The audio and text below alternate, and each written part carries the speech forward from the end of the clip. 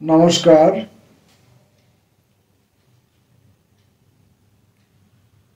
दीर्घदिन धरे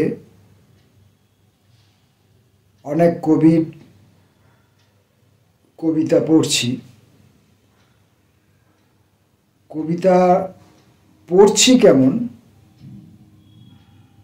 सेटा खूब একটা গুরুত্বপূর্ণ বিষয় আমার কাছে নয়, কারণ কবিতাটাকে ভালো করে পড়বার জন্য যে দক্ষতাটা থাকার দরকার সেটা আমার নেই, এটা আমি জানি এবং এটা আমি প্রতিদিনই প্রায় প্রতিদিনই স্বীকার করি। দক্ষতা অর্জন করার জন্য যে আমি চেষ্টা করছি না তেমনটা নয়, চেষ্টা করছি, কিন্তু আমার চেষ্টাটা যথেষ্ট পরিমাণে নয়, অথবা চেষ্টাটা আমার সফল হচ্ছে না।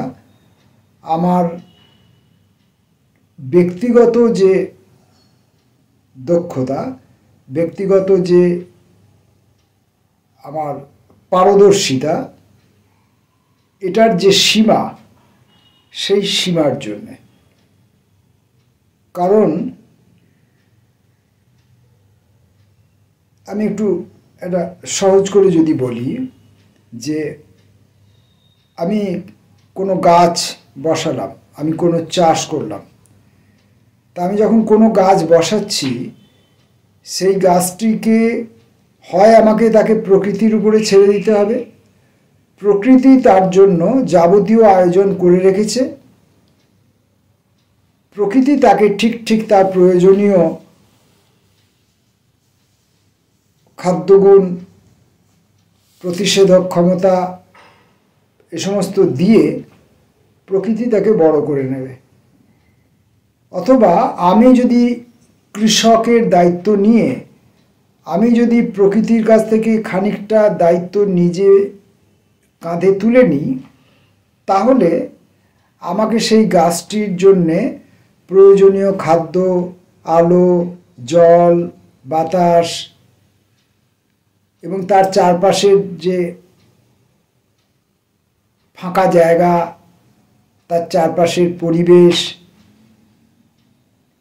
এই সবগুলো আমাকে সেই গাছটি মানে জন্মের পর থেকে, বেড়ে ওঠার সময় থেকে আমাকে তাকে যোগান দিতে হবে।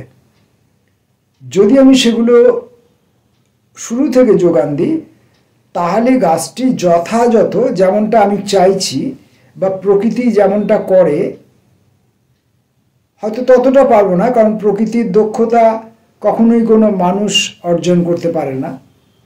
তবে মানুষও যেহেতু প্রকৃতিরই অংশ, মানুষ তো আলাদা কিছু নয়, মানুষও যেহেতু প্রকৃতিরই অংশ, তাই ধরে নেওয়া যেতে পারে যে প্রকৃতি মানুষের হাত দিয়েই, মানুষের মাধ্যমেই কাজটা করছে। তাহলে সেই কাজটা যদি আমি যথাযথভাবে ওই গাছটির প্রতি না করি, তাহলে গাছটি বেড়ে উঠবার তার যে যাবতীয় যা গুণাবলী সেগুলো সে যথাযথভাবে অর্জন করতে পারবে না। এইবার তার যে জীবনচক্র, প্রত্যেকটা প্রাণী, প্রত্যেকটা উদ্ভিদ, প্রত্যেকটা জড় পদার্থেরও একটা নির্দিষ্ট জীবনচক্র আছে, একটা টাইম আছে, একটা শুরু এবং শেষ, তার একটা টাইম আছে। তো সেই সময়টার মধ্যে আমি যদি ওই গাছটিকে তার প্রয়োজনীয় যে ইনগ্রেডিয়েন্টসগুলো সেগুলো যদি আমি না দিই, তারপর যদি গাছটা বড় হয়ে যায়, বড় হয়ে যাবার পর যদি আমি তাকে সাপ্লাই দিই, তাহলে সে অসময়ে সেটা সে নিয়ে আর কাজে লাগাতে পারবে না, কারণ তার জীবনচক্রের অনেকটা ইতোমধ্যেই খরচ হয়ে গেছে। তা আমার পরিস্থিতি সেরকম। কবিতা পড়বার জন্যে যে যোগ্যতা অর্জন করতে হয়, সেই যোগ্যতা অর্জনের জন্যে জীবনচক্রের যতটা সময় আমাকে ব্যয় করতে হতো, তার অধিকাংশটা সময় আমার অপচয়ে চলে গেছে। এখন আর কতটুকু সময় আছে আমি জানি না, একবেলা কি আধবেলা জানি না, সেইটুকু সময়ের মধ্য দিয়ে আমাকে এই চেষ্টাটা করতে হচ্ছে। তাই আমার চেষ্টা আমার প্রয়োজনীয় যে যোগ্যতা, প্রয়োজনীয় যে পারদর্শিতা, তার তুলনায় নেহাতি কম। তো আমি যখন অন্যের কবিতা পড়ছি, অন্য কবিদের কবিতা পড়ছি, তখন ওই জন্যই বলছিলাম যে পড়তে যেমনই পারি না কেন, কবিতাগুলো আমি যখন পড়ছি তখন আমি তার ভেতরে ওই বই কাটা পোকা যেমনভাবে সে বইগুলোকে কাটে, আমিও সেইভাবে এই কবিতাগুলোর ভেতরে ঢুকে কাটছি, কেটে কেটে কেটে কেটে কেটে কেটে শব্দগুলোর ভেতরে যেভাবে শব্দগুলিকে, যেভাবে দৃশ্যগুলিকে, যেভাবে অনুভূতিগুলিকে পরস্পর জোড়া লাগানো হয়েছে, কবিরা জোড়া লাগিয়েছেন, লাগিয়ে নির্মাণটি করেছেন, সেই নির্মাণটিকে আমি ভাঙছি, ভেঙে ভেঙে আমি দেখতে চাইছি যে ভেতরে কি কি আছে, ভেতরে কি কি আছে, এটা আমি দেখতে চাইছি। এখন এই দেখতে গিয়ে আমি যে এককালে এইরকম কিছু করতাম, ছোট বড় কিছু লাইন লিখতাম, এটা আমি অনেক সময় ভুলে যাচ্ছি। তাই আমাকে আজকে আমার ওই নিজের লেখা ছোট বড় লাইনগুলো নিয়ে আমাকে বসতে হয়েছে। আজকে আমি হে শূন্য হে নিষাদ এই বই থেকে শেষের দিক থেকে কিছু কবিতা পড়ব। আমি এই বই থেকে আগেও কবিতা পড়েছি, আপনাদের কাছে কতজনের কাছে সেই কবিতা পৌঁছেছে আমি জানি না। আজকে আমি আবার কয়েকটি কবিতা পড়ব, যদি এগুলো আপনাদের কাছে পৌঁছায় এবং এগুলির অপরিপূর্ণতা, অপক্কতা বিষয়ে যদি আপনারা কিছু বলেন, তাহলে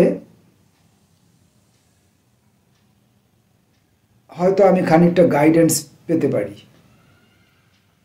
তো হে শূন্য হে নিষাদ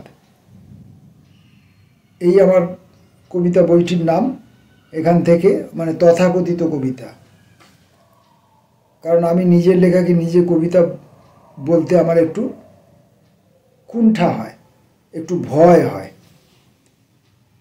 40 নম্বর লেখাটা থেকে আমি পড়ব। বহু লক্ষ জ্যোতির্বিদ্যা একক দূর থেকে একটি অপরিচিত তারা অন্য কারো সন্ধানে যে পথে বার হয়েছিল, অকাল বর্ষণে কাক ভেজা হয়ে আমার দরজায় কড়া নাড়ে। আমি তাকে ঘরে ডেকে নিই, তাড়াতাড়ি মাথা মুছবার জন্য গামছা হাতে দিই, শুকনো পোশাক দিয়ে পরে নিতে বলি, গরম চায়ের ঘ্রাণে আপ্যায়িত করি। বিপুল আলোর জ্বালা সমস্ত শরীরে তার ক্ষতচিহ্ন হয়ে জ্বলছিল। নিজস্ব সঞ্চয় থেকে কিছুটা অন্ধকার দিয়ে তার শুশ্রূষা করি, ঘামের নুনের স্বাদ চেটে নিতে বলি। আরও বহু লক্ষ জ্যোতির্বিদ্যা একক দূরত্বে সে তারাটি ফিরে যায় ভোর রাতের দিকে, আধারের শুশ্রূষা পেয়ে দেহে মনে একটু চাঙ্গা হলে।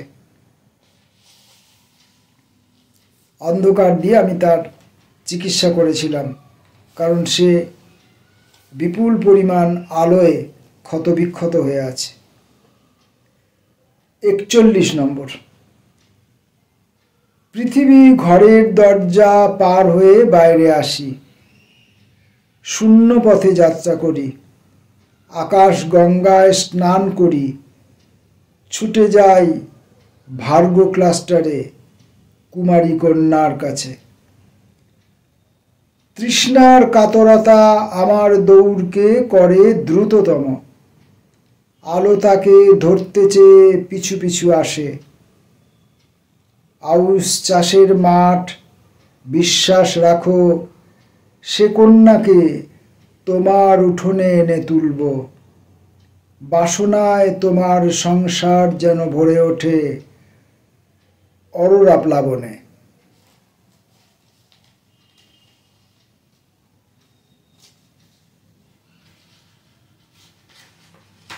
42 নম্বর কবিতাটা। জীবনানন্দ দাশ আর আমি এক গ্রহেই থাকতাম। লোকে বলে সময়ের নাকি তিনটে ভাগ, অতীত, বর্তমান ও ভবিষ্যৎ। অথচ সময় নিজেই বলে সে কেবল এক মায়া, এক বিভ্রম কেবল। আরও বলে জীবনানন্দ আর তুমি এক গ্রহেই থাকো, এক সৌর সংসারে, এক গ্যালাক্সিতে। আমাদের স্থিতি যখন এক ছায়াপথ থেকে অন্য ছায়াপথে খেয়ালের বশে স্থান পরিবর্তন করে, তখন পুরনো সময় তার সঙ্গে যায় না। 22শে অক্টোবর 1954-তে একদিন এমন জায়গায় তিনি গেলেন একাকী, সময় সেখানে শূন্য। আর তাই আজ বিকালে আমি যখন তার সঙ্গে চা খাবো, দুজনের মাথার চুল আধা কাঁচা আধা পাকা, একই নভোমণ্ডলের একই জাতীয় কিছু আয়ন, একই কবিতার হুবহু একই কিছু লাইন দুজনকেই দেবে একসঙ্গে।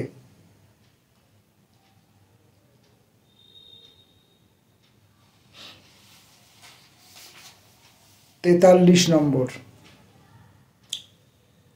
অনেক নক্ষত্রের মাঝে গিয়ে বিশেষ নক্ষত্রটিকে ভুলে থাকতে চাই। এই যে অন্তরিক্ষ ভরা আলো অন্ধকার, স্পষ্টতা ও দুর্বোধ্যতা ভরা, অব্যবস্থা ভরা ব্যবস্থার আয়োজন, এই আছে এই নেইয়ের সরল অঙ্কের জটিল উপস্থাপনা, এরা সবই খুব অবিশেষ। হে বিশেষণ প্রিয় তারকা বিশেষ, কত কোটি কোটি অবিশেষ বিরাট আমার বন্ধু হয়েছে। ভেবো না, দেখো না, আলোকে আঁধারের মতো নরম করতে সচেষ্ট হও।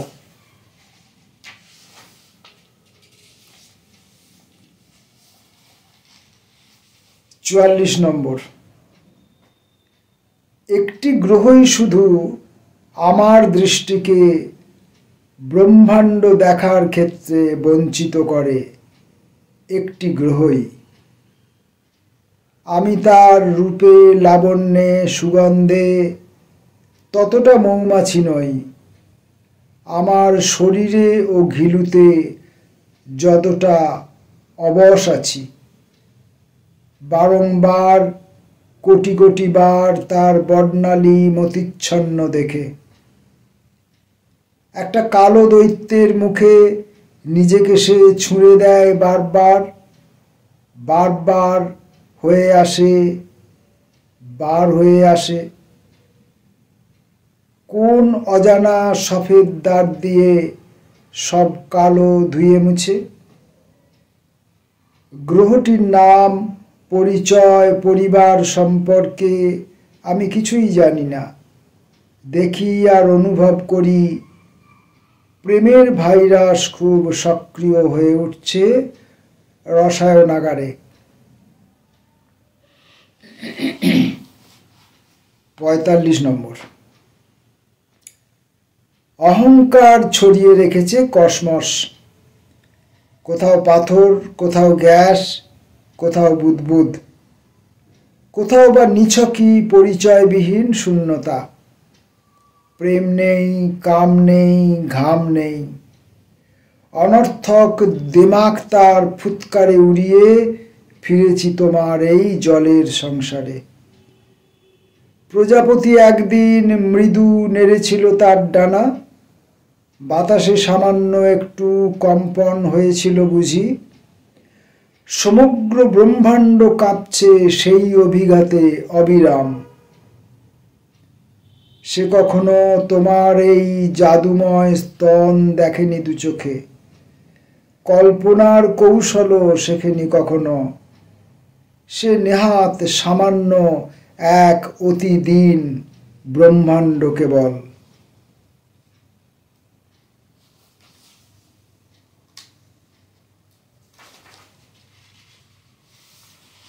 46 নম্বর, দুটো শোবার ঘর, একটা বৈঠকখানা, একটা রান্নাঘর, অতিথিদের জন্য আর একটা, এছাড়া ঠাকুর ঘর, স্নানঘর। এককালে কেউ থাকতো, পুরনো ভাঙা বিষণ্ণ একটা কক্ষ। কিছুদিন আগেও যে ছিল খুকির পুতুল ঘর, এখন ভাড়ার।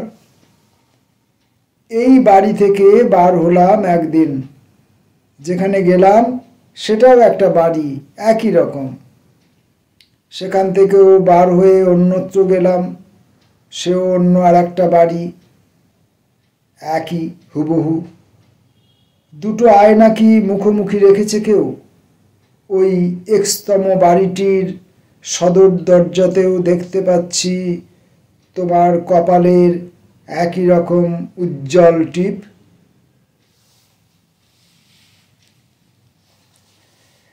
47 নম্বর, তোমার ব্যর্থতা সম্পর্কে এই জগৎ ওয়াকিবহাল নয়।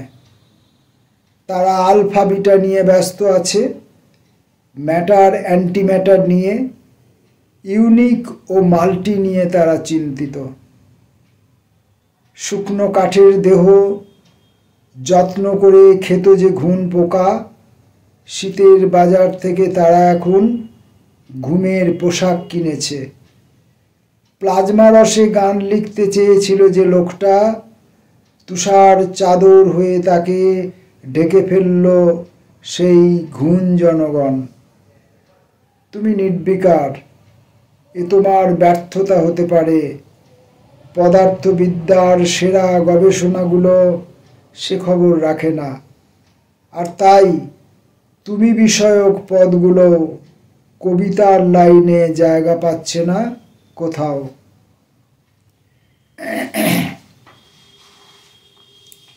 48, আমন্ত্রণ জানিয়েছি, না এসে পারবে না। আসার জন্য সৃষ্ট হবে, হবে নিজে নিজেই। উপকরণ হিসাবে রয়েছে শূন্য। আসবে, জায়গা নেবে, থাকবে। জায়গা সৃষ্টি হচ্ছে তার জন্য। প্রসঙ্গ যেখানে নেই সেখানেই তাকে খুঁজছি। নিজেই সে বাগদত্তা হবে খোঁজের কাছে। 49, এ বাড়ির ছাদে এক্স, ও বাড়ির ছাদে ওয়াই মুখোমুখি, মাঝে এক শূন্য সিলিন্ডার। ব্রহ্মস্বরূপ শব্দ যাতায়াত করছে তার ভেতর দিয়ে। শব্দের শরীরে জলের পরিমাণ, বাতাসের পরিমাণ সব সময় একরকম থাকে না। সে কারণেই আবহাওয়া নির্ণয়ের যন্ত্র ও নির্দিষ্ট একটি দপ্তরের দরকার পড়ে। একজন আধিকারিক বসে থাকে সে দপ্তরে। ও বাড়ির ওয়াই, এ বাড়ির এক্স সংস্পর্শে এলেই হয় বিস্ফোরণ। 50, আপাতত এখানেই শেষ করব। চুপি চুপি সে আসে, শব্দের অস্তিত্বকে কোনো রকম স্বীকৃতি না দিয়েই চলে যায়। সে একজন চোর, অথচ কেউ তা জানে না, জানতে চাইবে না, মানবে না। বস্তু অবস্তু যেখানে যা কিছু থাকার সব কিছু থেকে যায় ঠিকঠাক। চুরি যেতে চায় যারা দীর্ঘকাল রাস্তায় দাঁড়িয়ে আছে, তারা শুধু জানে সে কেবল সময়ের চোর। এই পড়লাম হে শূন্য হে নিষাদ, এই নাম দিয়ে আমার লেখা কিছু ছোট বড় লাইন। এগুলো আদৌ কিছু কিনা, আদৌ এগুলো কবিতা কিনা, আদৌ এর মধ্যে জ্ঞান বিজ্ঞান কিছু আছে কিনা আমি জানি না। আমি আদৌ মানুষকে বিভ্রান্ত করতে চেয়েছি কিনা, আমি আদৌ কিছু ছল চাতুরির আশ্রয় নিয়েছি কিনা সব আপনাদের র্যাডারে, আপনাদের মস্তিষ্কের প্রখরতার কাছে ধরা পড়বে। নমস্কার।